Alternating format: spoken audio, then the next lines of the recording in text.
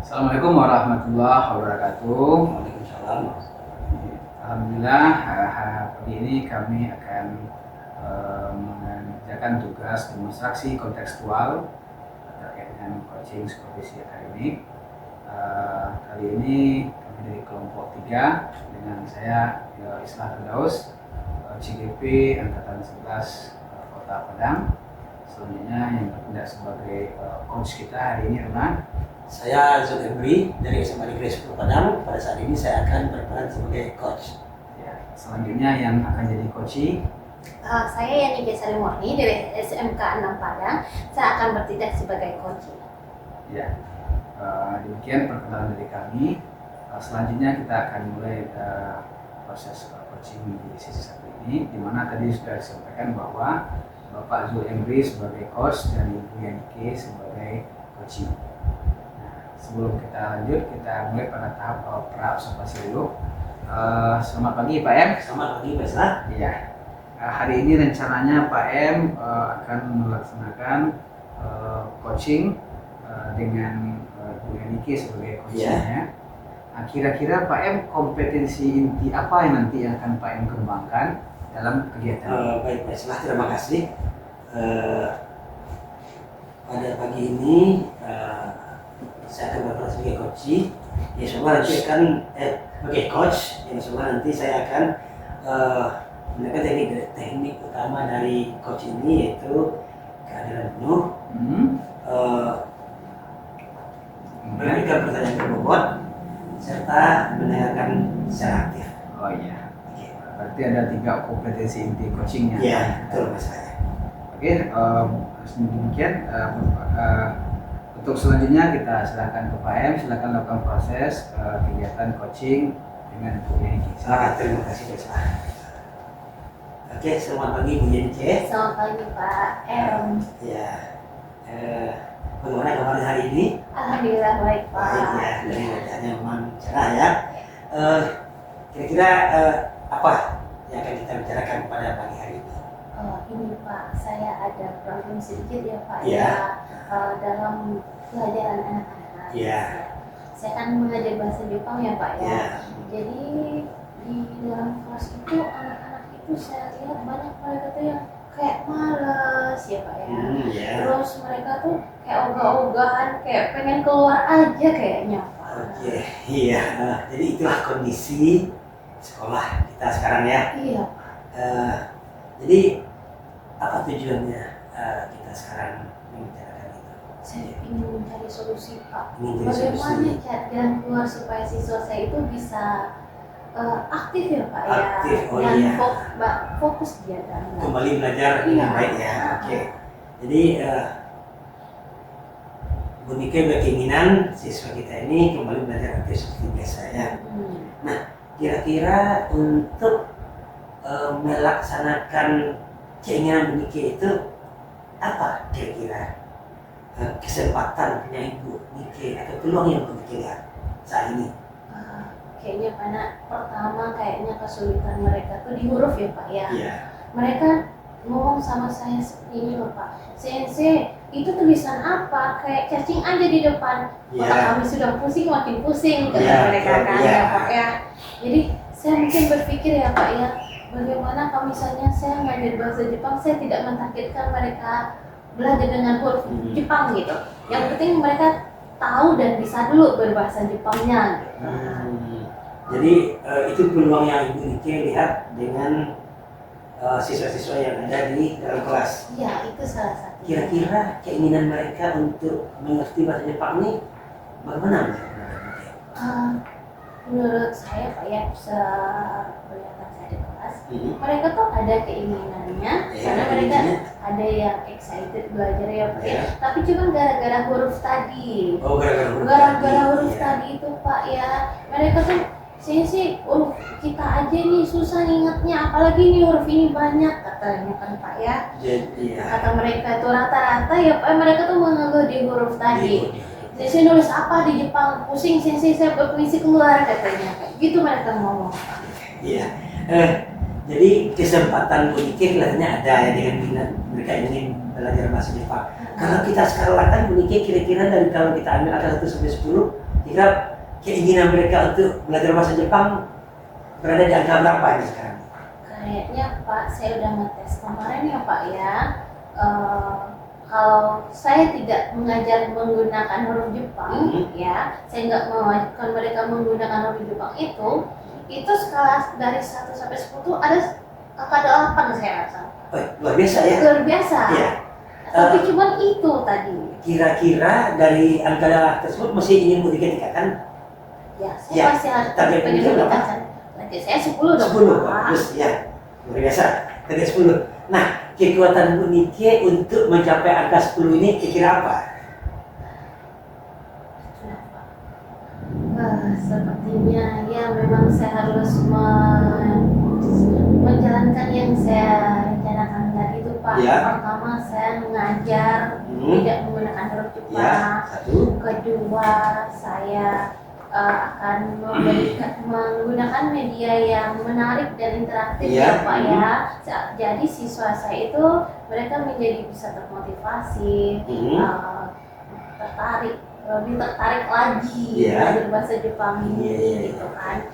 Nah, mungkin juga saya juga bisa masukkan nanti kalau misalnya di saya masukkan metode games juga.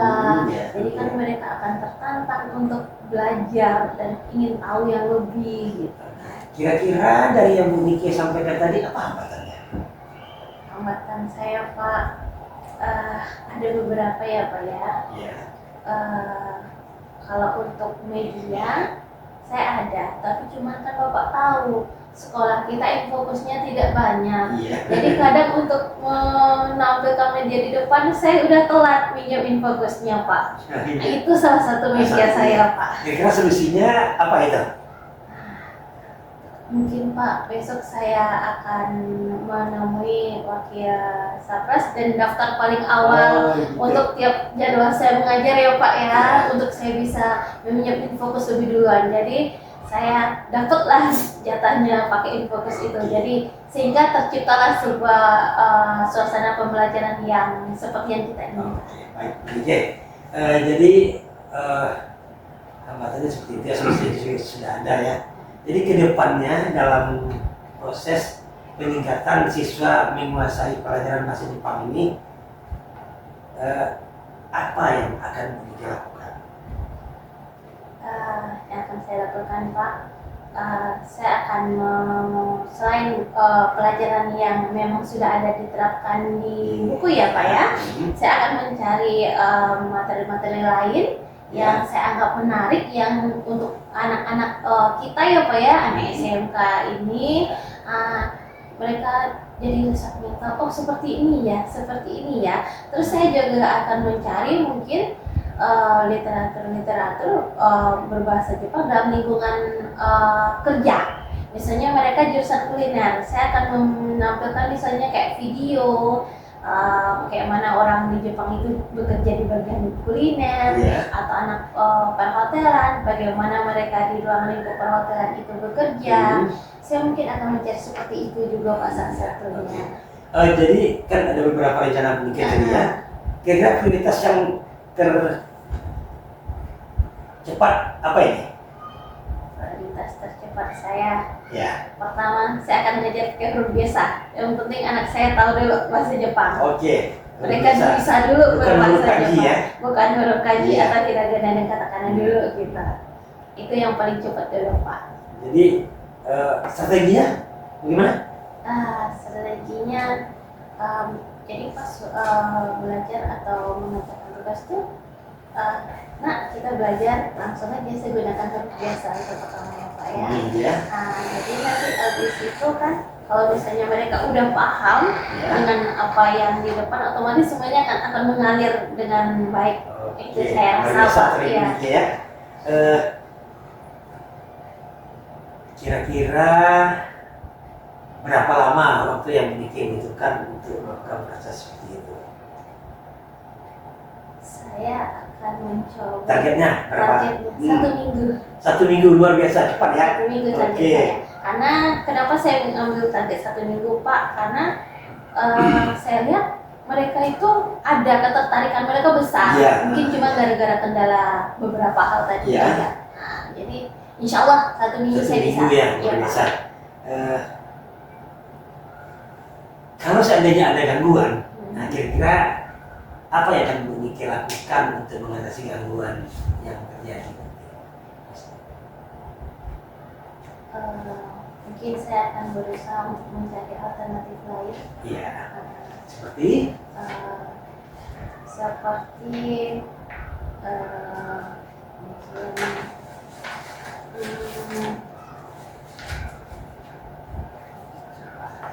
saya akan mungkin menggunakan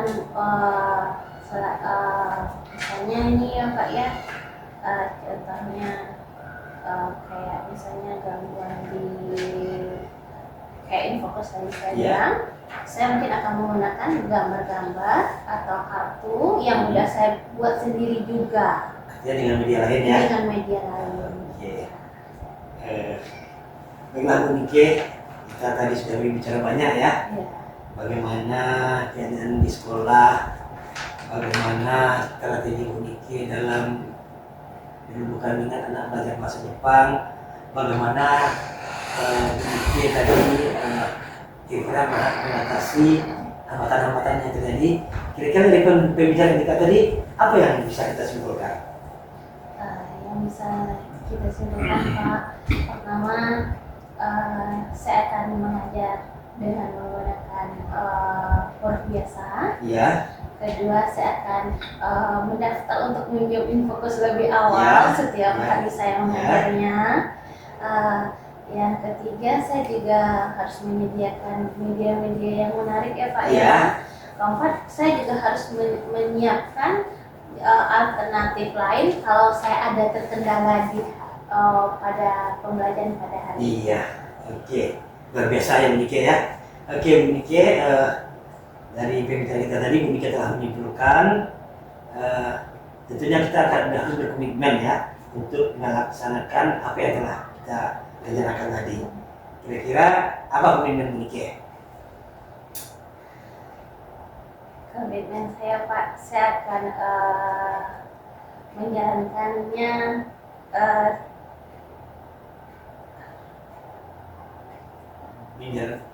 menjalankannya dalam keseharian dengan tugas gitu ya. Saya akan menjalankannya secara baik mungkin ya Pak ya. Jadi pembelajaran ini akan bisa berhasil dengan sesuai yang kita inginkan Pak. Kira-kira dalam menjalankan komitmen ini perlu nggak melibatkan orang lain? Saya rasa saya perlu melibatkan mungkin ya Pak ya. Pertama wakil sarana untuk saya bisa menunjuk infokusnya. Terus ya Pak ya, itu yang paling ya Pak. Kalau yang lain insya Allah saya masih bisa sendiri Pak. Baiklah Pak Nike, kelihatannya apa yang kita bicarakan ini sudah dapat kita ambil kesimpulan dan kita telah berkomitmen. Jadi terima kasih atas berbagi dari Bu Nike. Mudah-mudahan Bu Nike nanti bisa melaksanakannya dengan baik.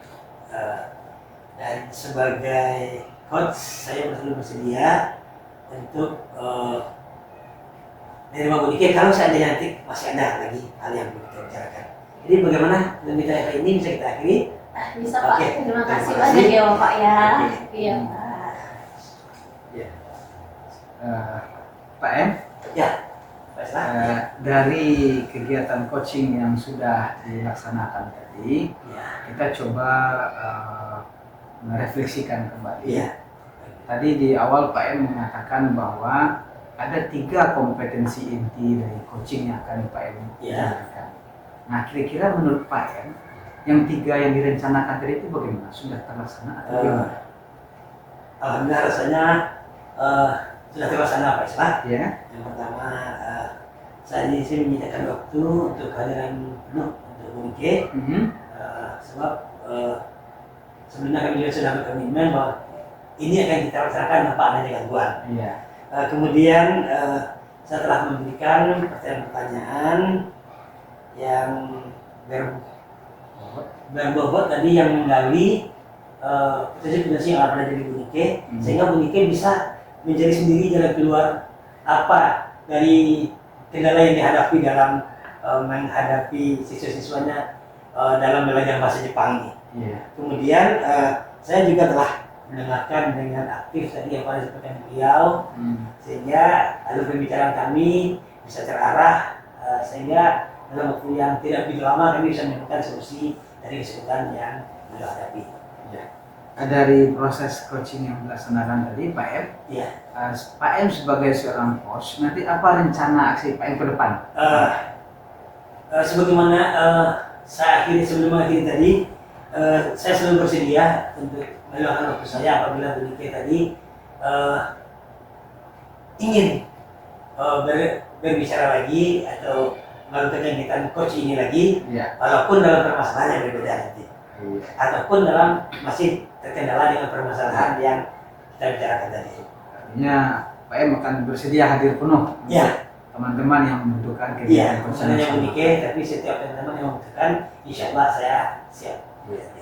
Oke, makasih, sangat luar biasa sekali Pak M. Demikian coaching kita di sesi satu ini. Terima kasih. Assalamualaikum warahmatullahi wabarakatuh. Waalaikumsalam warahmatullahi wabarakatuh. Kami dari kelompok 3 akan mengambil video sesi coaching pada hari ini. Perkenalkan, nama saya Yanike Sari Murni. Saya dari SMK 6 Padang, CGP Angkatan 11. Kemudian yang akan bertindak sebagai coach adalah Bapak Islah. Ya. Saya Islah Firdaus dari SMA Dabiah Padang, CGP Angkatan 11. Insya Allah akan bertindak sebagai coach. Yang akan bertindak sebagai coach adalah Bapak Zul Emri. Saya Zul Emri dari SMA Negeri 10 Padang. Saya akan berperan sebagai coach.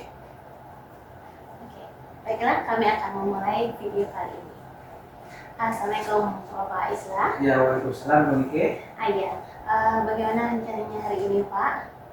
Bapak akan mengcoaching Bapak Zul. Iya, rencananya saya akan melakukan kegiatan coaching dengan Pak Zul Emri. Kemudian ada beberapa kompetensi nanti yang akan kita coba kembangkan. Apa aja tuh kira-kira ya Pak ya? Ya, pertama kehadiran penuh, kita akan coba menyediakan waktu kita penuh untuk mendengarkan persoalan yang akan kita diskusikan nanti. Kemudian kita akan coba berikan pertanyaan-pertanyaan berbobot, kemudian akan mendengarkan secara aktif. Oke, baiklah Bapak Islah. Semoga coachingnya berjalan lancar ya Pak ya. Amin. Ya, silakan. Selamat pagi Pak M. Selamat pagi Pak Islah. Iya. Katanya kemarin Pak M hubungi saya, kita ada yang mau dibicarakan. Betul Pak Islah. Saya ingin berbicara, mungkin minta curhatlah ke Pak Islah sekarang ini. Iya. Di mana ada hal yang sangat mengganjal pikiran saya di sekolah sekarang. Ini terkait juga dengan peran saya sebagai guru BK di sekolah ini Pak Islah. Oh iya. Jadi sehingga jadi beban bagi saya jadinya. Di mana saya melihat sekarang siswa kita di SMA 10 ini umumnya, ataupun terutama khususnya yang saya bina lah, atau kelas-kelas saya itu ada 6 lokal, semuanya hampir sama Pak Islah. Iya. Mereka mempunyai minat belajar yang rendah lah, boleh dikatakan seperti itu. Oh, gitu. Kalau saya katakan nggak ada nanti ekstrim gitu kan, Iya, jadi iya. rendah lah minat belajarnya. Iya. Kira-kira tujuan dari pertemuan kita ini apa Pak M? Gini Pak Islah, mungkin saya ingin bercerita mengenai kondisi siswa itu, dan mungkin nanti Pak Islah bisa membantu mengarahkan saya dalam rangka mencari solusi dengan kondisi siswa yang saya hadapi sekarang. Iya, iya. Oh, seperti itu.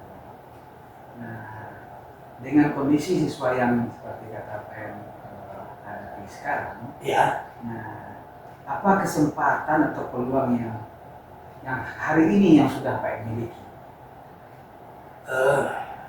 kalau saya lihat peluangnya, ya saya lihat anak-anak ini walaupun belajarnya rendah, Ya. tapi sikapnya itu masih ada sikap aktifnya gitu. Oh iya. Artinya kalau mereka diarahkan itu masih masih mau lah, entah itu patuh, entah itu takut ya. Saya juga nggak apa, tapi itu diingatkan terus ngomongnya. Diingatkan masuk, nanti kita nggak ada berulang lagi gitu.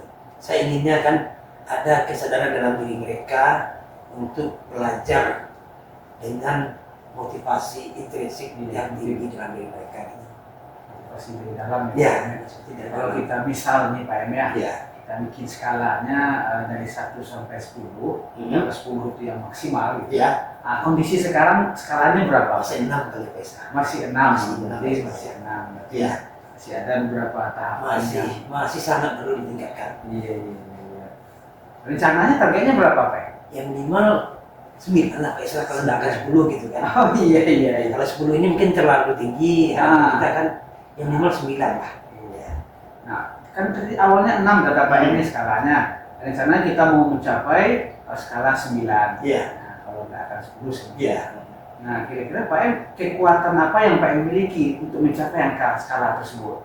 Yang pertama, mungkin saya memiliki kekuatan di mana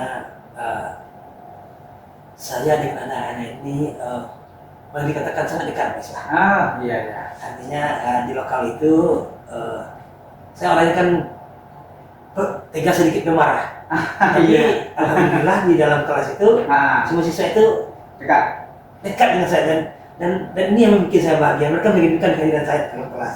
Ini yang paling luar biasa. Cuma terlambat sedikit saja saya mereka udah datang Pak, kita di F8 lagi Pak, Pak, kita di F7 lagi Pak. Ini yang bikin saya bahagia loh Pak Isa. Ini saya pikir ini satu kekuatan saya nanti dalam merubah mereka gitu. Iya, berarti ada kekuatan yang bisa kedekatan dengan siswa. Ya, kedekatan dengan siswa ya. Nah, peluang-peluang untuk mencapai angka 9 itu apa saja Pak? Bisa? Insya Allah Pak Islah. Saya berpikir yang pertama mungkin saya harus mendengarkan beberapa layanan kepada mereka. Terutama layanan informasi ya secara klasikal. Bagaimana saya menggunakan konsep ini kepada mereka. Jadi saya lihat anak-anak ini konsep dunia itu kurang. Yang kedua mungkin saya akan mengajak mereka mengenai motivasi. Bagaimana motivasi intrinsik yang ada dalam diri mereka, sehingga mereka ada keinginan dalam diri untuk belajar. Kemudian mungkin saya juga akan bercerita bagaimana kisah-kisah sukses orang-orang yang ada di SMA 10 sebelumnya. Kalau dulu kan anak-anak di sini kan anak-anak pintar semua nih. Sekarang karena kebijakan pemerintah ini siswa kita sudah marginal. Jadi mungkin ini dituntut kerja kita semakin intensif lagi dalam membimbing lain mereka. Tentu dari setiap rencana yang kita buat itu tentu akan ada hambatan-hambatan atau gangguan-gangguan yang akan dihadapi. Kira-kira apa itu Pak M? Hambatan ini yang pertama mungkin tingkat keseriusan anak-anak ini Pak. Yang kedua mungkin faktor kejenuhan dari anak-anak ini. Terkadang saya itu kan masuk di bagian terakhir ini Pak. Terakhir. Kadang udah jam 3 ya karena pembeli ini kan ya inilah. Jadi pada bagian-bagian itu anak-anak ini sudah kurang motivasi, sudah kurang semangat, ya kelelahan, lah campur itu mungkin ngantuk, lelah, lapar mungkin segala macamnya. Jadi mungkin ini salah satu kendala yang saya hadapi gitu. Ada kendala, tentu dari kendala tersebut Pak M sudah berusaha mencari solusinya. Kira-kira apa Pak M solusinya? Kondisinya begini ya. Sebagai guru BK tentu untuk menumbuhkan motivasi itu bukan hal yang asing lagi bagi saya. Insya Allah nanti mungkin di awal pertama bagi mereka yang lewat itu bisa kita ajak SPK dulu, atau saya libatkan mereka secara aktif dalam kegiatan ini, dan rata-rata mereka itu ya mau terlibat harus begitu. Berikan lagi semangatnya, relaksasi dulu. Kalau dulu sebelum saya kenal SB King ini, baiklah saya sering berorganisasi dengan anak-anak itu. Tapi hampir mirip loh, tapi mungkin istilah dan sedikit perbedaannya saja. Kan banyak nih rencana yang akan Pak M kerjakan nih, yang layanan dan lain-lain. Nah, prioritasnya yang mana? Prioritas nggak? Prioritasnya ini yang pertama itu nih Pak Isma. eh, mengembalikan minat belajar mereka itu. Ya mungkin yang pertama ya konsep dirinya itulah yang akan saya tanamkan kembali dalam diri anak itu. Bagaimana dia bisa pribadi yang bisa menjadi pribadi yang mandiri, pribadi yang bisa bertanggung jawab untuk dirinya sendiri dan kenal itu siapa dia. Bukannya kita nggak kenal ya. Kadang-kadang istilah orang-orang awal kan banyak itu tidak tahu diri, memang ya banyak orang yang tidak tahu diri. Artinya mereka tidak kenal ya siapa mereka. Jadi konsep diri mereka inilah yang akan saya diberikan lebih awal. Ya tentu dalam menentukan konsepnya seperti kata Pak M tadi, ya. Apa strategi yang Pak M? Yang pertama saya tidak akan mempunyai strategi yang melenceng dari kegiatan saya ya. Yang pertama saya akan memberikan layanan secara klasikal. Kemudian mungkin nanti kalau ada yang layanan individual akan saya bawa ke ruang BK, ke ruang counseling satu-satu. Dan ada lagi nanti satu teknik yang menarik bagi anak-anak, itu belajar bimbingan kelompok Pak Islah. Gitu. Di sini saya akan mengajak anak untuk menggali potensi diri mereka, mengajak anak untuk bisa berpendapat, untuk bisa terlibat dalam dinamika kelompok. Mungkin itu. Ketiga inilah ya target rencana saya yang akan saya lakukan dengan mereka ini. Bagaimana jangka waktunya Pak M? Jangka waktunya mungkin itu mungkin butuh agak lama nih Pak Islah. Ya saya untuk tahap pertama ini akan saya coba dulu. Saya kan ada 6 kelas itu Pak Islah. Itu memang 1 minggu.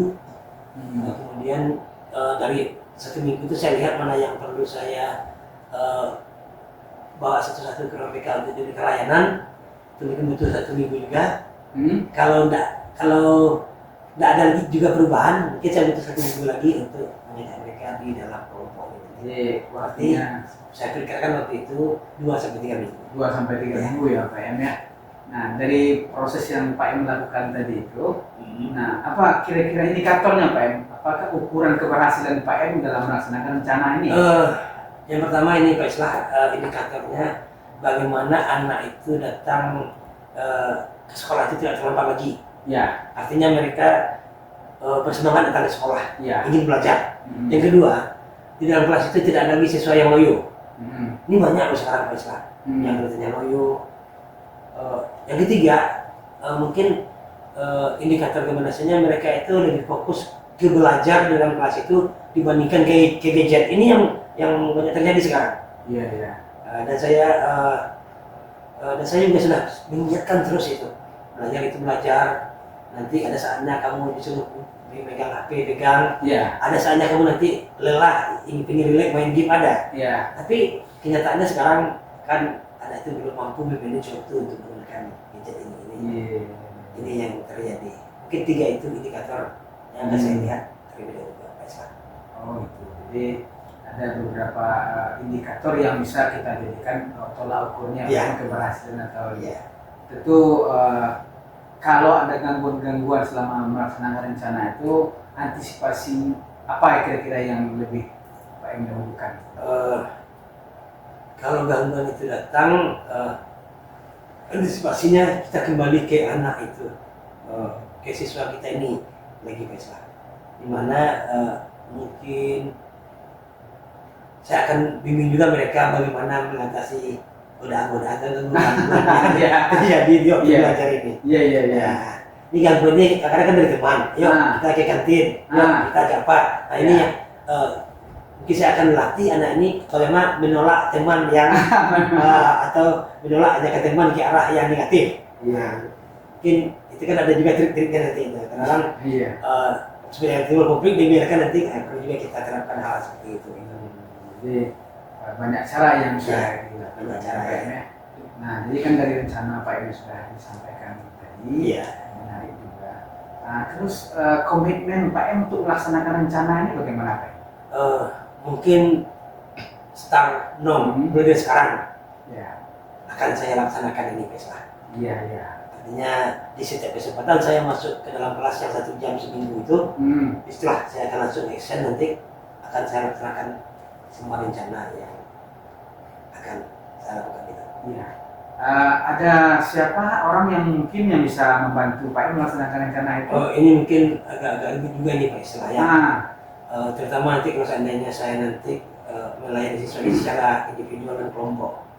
Mungkin ini mengganggu BBM lain. Ya. Tapi insya Allah saya nanti akan minta waktu ke guru yang mengajar untuk mengizinkan adanya saya bawa ke ruang PK atau saya bawa ke tempat bimbingan kelompok nanti misalnya melakukan di Balerung gitu. Oh iya. Mungkin pada jam tertentu nanti saya akan meminta tolong ke Mapel dan Balas untuk memberikan izin kepada mereka.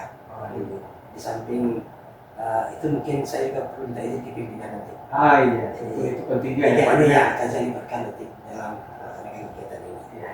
Jadi dari proses coaching kita ini Pak M, sudah banyak yang kita bicarakan dari tadi ini. Iya. Nah, kira-kira dari ini sudah sampai nggak ketemu nggak solusi dari persoalan yang Pak M hadapi dari sebelum kita mulai melaksanakan sampai dengan kondisi sekarang? Bagaimana rasanya? Rasanya sudah bertemu. Sudah bertemu ya. Jadi saya sedikit lega. Ya. Sedikit pelonggar saya gitu dengan rencana-rencana yang akan disusun nanti. Gitu. Mudah-mudahan ini bisa saya laksanakan dengan baik. Iya, mudah-mudahan ya Pak M ya. Jadi saya pun bersedia juga kalau Pak M masih butuh diskusi lebih lanjut. Nah, kita akan luangkan waktu juga, kehadiran penuh juga untuk berdiskusi selanjutnya seperti ini. Ya. Dan rencana Pak M ini bisa terlaksana dengan baik. Ya, terima kasih Pak Islah atas bantuan dan waktunya. Ya. Insya Allah nanti kalau saya butuh bercerita lagi atau berbagi lagi saya akan hubungi Pak M. Ya, saya siap untuk itu Pak M. Ya. Ya, makasih Pak M. Ya. Sama-sama Pak Islah. Oke. Baiklah Bapak Isra, Ya. setelah proses coaching yang Bapak lakukan kepada Bapak M, Ya. apakah kompetensi yang Bapak rencanakan di awal itu sudah tercapai? Ya, dari rencana saya tadi mau melaksanakan coaching dengan Pak M, ada 3 kompetensi di coaching yang saya rencanakan. Kehadiran penuh, alhamdulillah saya hadir untuk Pak M, meluangkan waktu untuk mendengarkan permasalahannya. Kita mendengarkan, berbagi, berdiskusi terkait dengan persoalan tersebut. Yang kedua, terkait dengan pertanyaan bobot, saya berusaha memberikan pertanyaan-pertanyaan yang nanti akan jadi memancing beliau untuk menemukan sendiri jawaban dari persoalan yang beliau hadapi. Kemudian yang ketiga, mendengarkan yang aktif. Saya juga mendengarkan yang aktif dengan teknik rasa, dan ini kita bisa simpulkan, kasih bagi sehingga nanti coaching yang kita laksanakan tadi bisa sebuah solusi bagi Pak M terkait dengan persoalan. Berarti memang sudah terjalankan ya Pak Ya, alhamdulillah ini sudah. Oke, dari yang tadi itu Pak, kira-kira rencana aksi apa yang akan Bapak lakukan setelah ini? Iya, setelah ini kita juga bisa meluangkan waktu. Tadi sudah sampaikan ke Pak M. Kalau masih ini ada lagi yang mau kita diskusikan, terus ada yang muncul lagi, ada persoalan-persoalan baru, kita siap untuk berbagi, berdiskusi dengan Pak M dengan teknik coaching. Alhamdulillah ya Pak ya. Kegiatan kita berjalan lancar Ya. hari ini ya Pak ya. Mudah-mudahan kedepannya kita bisa lebih banyak lagi bisa berinteraksi dan kesempatan coaching dengan teman-teman yang lain ya Pak ya. Ya, mudah-mudahan dulu. Oke, terima kasih Pak. Iya, ya sama-sama. Oke. Baiklah, sampai di sini sesi coaching kedua kami. Assalamualaikum warahmatullahi wabarakatuh. Waalaikumsalam. warahmatullahi wabarakatuh. Mulai. Assalamualaikum warahmatullahi wabarakatuh. Assalamualaikum warahmatullahi wabarakatuh. Baiklah, kita akan masuk ke sesi ketiga dalam proses coaching kita pada pagi hari ini. Di sini saya Zul Emri dari SMA Negeri 10 Padang berperan sebagai pengamat. Kemudian sebagai coach, sebagai coach, Perkenalkan, nama saya Nike Sarimuni, saya dari SMK 6 Padang, saya akan bertindak sebagai coach hari ini. Dan sebagai coach, Bapak Islah. Ya, perkenalkan saya Islah Firdaus dari SMA Adabia Padang. Saya sebagai coach untuk sesi ini. Oke, demikianlah perkenalan kita. Bu Yanike, pada pagi ini Bu Yanike berperan sebagai coach ya dalam nanti coachingnya Pak Islah. Jadi sebelum kita melakukan coaching pada pagi ini, saya ingin bertanya dulu kepada Bu Yanike, kira-kira dalam melaksanakan kegiatan ini nanti alur apa yang akan Bu Yanike pakai? Dalam kegiatan ini saya akan menggunakan alur cerita Bapak. Ya. Kemudian alur tirta ya. Jadi ini pertemuan Bu Dika nanti di alur tirta. Kemudian apa keterampilan yang akan Bu Nike lakukan? Oke, di sini saya akan menjelaskan beberapa keterampilan ya Bapak ya. Pertama kehadiran penuh, Ya. ya Pak ya. Terus saya akan berusaha untuk membuat pertanyaan yang berbobot dan juga saya akan mendengarkan dengan aktif. Oke, baiklah Bu Nike, Pak Islah. Ya. Kita lanjutkan kegiatan kita. Silakan dimulai. Ya. Assalamualaikum Bapak Islah. Waalaikumsalam Bu Nike. Oke, Ya. iya. Tadi Bapak nyari saya, kira-kira ada apa ya Pak ya? Oh iya, inilah yang ada beberapa hal yang mau saya diskusikan dengan Bu Nike. Ya terkait dengan ini pembelajaran berdiferensiasi. Ya, yang kira-kira apa tujuan pertemuan kita hari ini ya Pak ya? Jadi saya ingin ini Bu Nike, saya ingin mendapatkan solusi bagaimana kita menerapkan pembelajaran berdiferensiasi ini di kelas gitu kan. Saya sudah coba tapi masih banyak juga kendala-kendala yang saya hadapi. Jadi seperti bagaimana sih berdiferensiasi proses, diferensiasi konten, dan diferensiasi produk itu masih membingungkan juga bagi saya Bu Nike. Iya benar Bapak. Oke, dalam hal ini kira-kira kesempatan atau peluang apa yang sudah Bapak miliki Pak? Iya. Jadi kesempatannya seperti ini. Saya sudah berusaha untuk menerapkan diferensiasi tersebut. Cuman masih banyak hal-hal yang menjadi halangannya, gitu kan. Peluangnya saya pikir di sekolah kami itu kita punya sarana prasarana yang cukup lengkap, boleh dikatakan lengkap, gitu kan. Nah, cuma kita bagaimana sekarang berusaha kita memaksimalkan apa yang ada aslinya tersebut, sehingga pembelajaran yang kita hadirkan tersebut betul-betul memberikan jawaban atas kebutuhan dari murid-murid kita. Iya, oke. Oh gitu ya Pak ya. Kalau misalnya dari skala 1 sampai 10 nih Bapak ya, pencapaian di target berapa nih pencapaian Bapak ini? Ya kalau sekarang kondisi sekarang saya ngajar di kelas Bu Nike, skalanya paling 6 baru Bu Nike. Oh benar ya Iya. Pak ya. Iya. Oke, iya. Nah, Oh begitu ya Pak ya. ya. Kira-kira kekuatan apa yang Bapak miliki untuk mencapai skalanya Pak? Iya. Jadi kan kita ingin skala tadi itu bisa naik, Iya. bisa naik. Nah, kenapa bisa? Saya berpikir ini bisa naik Bu Nike. Kenapa? Karena ada beberapa kekuatan yang ada di sekolah kami. Misal yang pertama, kita punya sarana prasarana yang lengkap. Nah, untuk membuat pembelajaran itu memang betul-betul berpihak pada murid. Nah, kemudian yang kedua, murid-murid kita di sekolah ini kan alhamdulillah itu intake siswanya itu bagus. Berasal dari SMP atau MTS yang cukup favorit di Kota Padang inilah. Dia dengan dukungan dari yayasan pun juga bisa jadi kekuatan bagi kita untuk meyakinkan bisa mencapai skala yang kita inginkan tersebut. Ya. Oke, kira-kira Bapak ya dengan kondisi yang tadi itu ya Pak ya, peluang-peluang apa yang bisa Bapak lakukan untuk mencapai target yang Bapak inginkan? Ya, ada beberapa peluang yang akan kita bisa capai. Misalnya yang pertama dalam pelaksanaan pembelajaran, ya, seperti diferensiasi proses itu, kita bisa melakukan proses pembelajaran yang benar, yang memang betul-betul berpihak kepada murid, gitu kan. Jadi kita coba nanti kita lakukan dulu asesmen awal dalam pembelajaran, sehingga nanti kita bisa mengetahui proses apa, kondisi anak-anak kita seperti apa. Kemudian terkait dengan produk, kita punya aset-aset yang tadi bisa kita manfaatkan. Dan anak-anak kita juga sudah bagus, kalau masalah IT anak kita sudah hebat, sehingga nanti produk yang kita tagihkan ke mereka pun tidak hanya seperti yang biasa, kumpulkan buku catatan, bukan tidak seperti itu. Bisa saja nanti produk yang kita tagih itu dalam bentuk paparan di media sosial atau di Canva misalnya. Ya. Berarti memang peluangnya itu banyak ya Bapak. Ya. Kira-kira hambatan apa yang Bapak alami untuk menjalankan ini Bapak ya?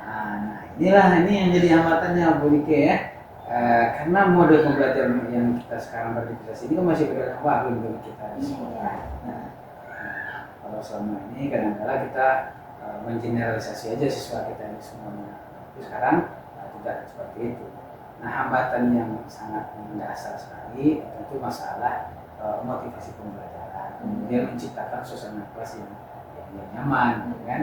Apa karena nanti berdiferensiasi itu ketika kita laksanakan dalam prosesnya, itu kan akan ada beberapa perbedaan asesmen awal yang kita dapatkan. Karena setiap anak itu yang hadir di kelas kan berbeda. Nah, ini tantangan kita. Seperti yang saya sampaikan tadi, Bu Nike, kita ini kan heterogen, bercampur. Ada yang favorit, ada yang favorit awalnya. Itu mereka membawa keunikan masing-masing di kelas.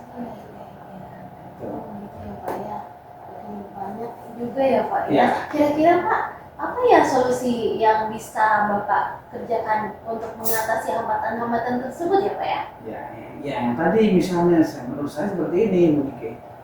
Kita lakukan asesmen awal dulu. Jadi asesmen awal itu kan ada asesmen kognitif, ada asesmen non kognitif. Jadi dengan mengetahui bagaimana kondisi awal dari murid kita ini untuk belajar, maka kita bisa nanti membuat perencanaan pembelajaran yang sesuai dengan kebutuhan mereka masing-masing. Ya. Oke, kira-kira Pak, prioritas apa yang akan Bapak kerjakan terlebih dahulu ini Pak? Nah, ini yang dalam waktu dekat ini nih yang kita prioritaskan. Kita akan coba minta di sekolah kita, alhamdulillah Bu Nike, itu setiap siswa yang masuk kelas 10 itu kan sudah ada data di BK terkait dengan asesmen diagnostiknya. Itu kan sudah menyeluruh itu. Di situ ada penilaian gaya belajar, kemudian intelijensinya, kemudian kemampuan sosial emosionalnya gitu. Nah, itu data itu yang kita ambil dulu. Nanti kita coba berdiskusi dan kita cocokkan dengan data real kita ketika masuk pertama di kelas. Kita lakukan dulu asesmen awal kan anak kita, yaitu asesmen kognitif atau asesmen non kognitif. Itu dulu yang kita kejar prioritasnya begitu. Gitu ya Pak ya. Untuk mengejar prioritas itu kita butuh strategi ya Pak ya. Berarti strategi yang tadi itu yang akan Bapak kerjakan ya Pak ya. Itulah yang kita kolaborasikan. Iya benar. Oke. Kira-kira Pak, berapa jangka waktu yang akan Bapak butuhkan untuk mencapai target ini Pak? Iya, ini kan saya mengajar ada 6 kelas ini, Bu Nike. Setiap kelas itu punya perbedaan masing-masing. Iya, masing-masing ya Pak ya. Iya, kalau kita 5 jam pelajaran, itu kan bisa 2 kali pertemuan setiap minggu. Jadi saya coba targetkan agak 2 minggu lah gitu. 2 minggu ya Pak ya. Bapak rasa itu waktunya udah cukup atau bagaimana ya Pak ya? Ya rasanya cukup, kalau 2 minggu cukup. Saya rasa ya. Misalnya Pak nih, Bapak dalam menjalankan yang Bapak rencanakan barusan ini ada hambatannya gitu kan? Apa kira-kira yang akan Bapak lakukan untuk mengatasi gangguan-gangguan yang akan terjadi? Iya, sebenarnya kan di sekolah kita ini kan kita tidak sendiri ya. Ada beberapa guru mata pelajaran yang lain kan. Kita juga ada pendidikan sekolah. Ini terkait dengan apa yang kita rencanakan tadi, ketika ada hambatan kita coba diskusi dulu dengan kakak adik kita bersama guru mata pelajaran. Terus kalau nggak ketemu juga masih ada yang mengangkutnya lagi, mungkin kita coba dengan BK, dengan wali kelas itu. Jadi kolaborasi yang baik antara beberapa pihak. Berarti apa ya Pak ya? Oke. Kira-kira Bapak, apa komitmen Bapak terhadap rencana aksi yang akan Bapak lakukan? Ya saya ingin komunikasi seperti ini. Saya ingin betul-betul menjadi guru yang berpihak pada murid. Jadi maksudnya apa? Saya sebagai guru itu memang mengajar dan mendidik mereka itu sesuai dengan kodratnya. Karena itu yang kita inginkan sesuai dengan filosofi dari Gereja Perantara. Jadi kita menambah mereka kepada mereka dalam rangka memenuhi kebutuhan mereka untuk belajar. Jadi saya ingin seperti itu. Jadi makanya saya mencoba memaksimalkan diri untuk mencapai rencana yang saya rencanakan tadi.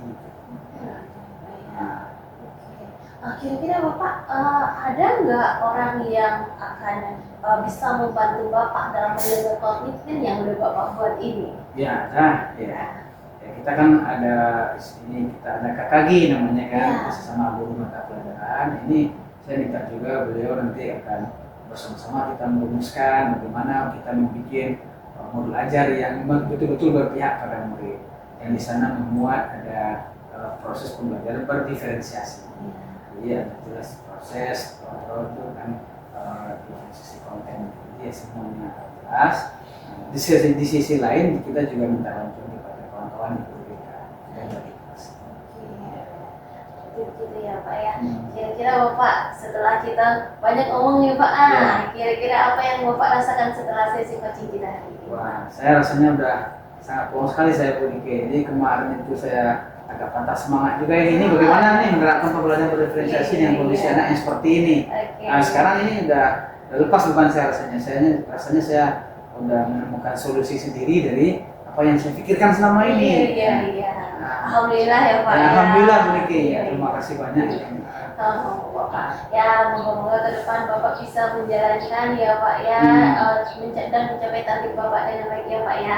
Kalau misalnya Bapak ada apalagi yang mau dibicarakan, saya siap membantu Bapak. Bapak boleh menghubungi saya. Terima kasih. Saya senang sekali Bu Nike karena saya bisa menemukan jawaban saya sendiri dari persoalan yang selama ini saya pikirkan. Iya. Dengan bantuan Bu Nike. Alhamdulillah ya Bapak. Terima kasih Bu Nike. Oke, sama-sama Pak. Assalamualaikum. Baik Bu Nike, kelihatannya sudah selesai tadi ya proses coachingnya. Kira-kira yang Bu Nike kan sesuai alur kita tadi sudah sejalankan dengan alur yang ada pada cerita tersebut? Oke, baik Bapak. Alhamdulillah Bapak. Saya rasa Bapak saya sudah melaksanakan sesuai dengan kompetensi yang saya rencanakan oleh Bapak ya.